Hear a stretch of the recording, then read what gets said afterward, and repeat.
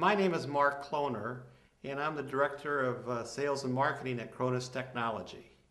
What I'd like to discuss today is the applications of the Kronos technology, which Kronos technology basically is a very highly sophisticated method of moving large quantities of air silently and in a non-turbulent fashion, in contrast to a fan, which is like a kitchen mixer, which keeps stirring up more dust and particulate as it's moving. And also the fan, the turbulent air, is what causes the noise. So the Kronos technology is silent. It uses very low energy because it's not having to make a fan move around. And it causes the non-turbulent laminar flow. Now, Kronos technology was developed by Dr. Igor Kriktifovich, who heads up the Kronos science team.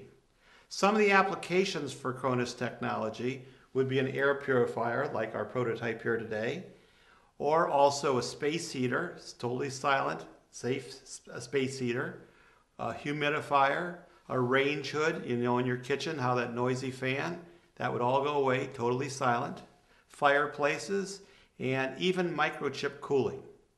And so what we're going to demonstrate is the air purification application. Now, in every room, in every indoor space, actually outdoor also, there are particulate particles that are floating around. Some are very large, like dust particles that you can see. Some are very small, like swine flu or bird flu. They're all particles floating in a room of various sizes, all the way up to like maybe 5 microns, which is visible dust, all the way down to 0.01 microns, which is the size of anthrax, bird flu, viruses, and bacteria. Now, this particular machine here is just a testing machine for sampling the air quality. It measures the number of particles per cubic foot, and it has the large particles and the smaller particles. And you multiply by 100, and I think you'll see here there's 28,500 of the 1 micron particles per cubic foot, and the larger particles, there's about 5,000 of those particles. Now, what we're going to do is turn on our machine and see how it does. We've tested it with the absolute best, highest quality air purifier, and it reduces the number of particles by about 75%. Now we'll see how this works right here. So we turn it on, and let's see here, you'll see it go down. It's now down to, there's 0 of the large particles, there's still 5 particles of the smaller particles, and now they're down to 0.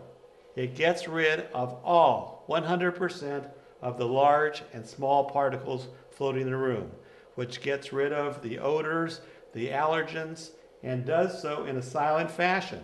Now notice, the noise that you're hearing is our testing device. The air purifier is 100% silent. There's absolutely no moving parts. Now, how does it work? Well, it works very well. That's my joke for the day. It actually works through an electronic method that has what's called a propelling grid. And there's wires, which I'll show you in a minute, that forces all the particles to move forward because there's a collector array in front that has a minus charge. And the propelling grid,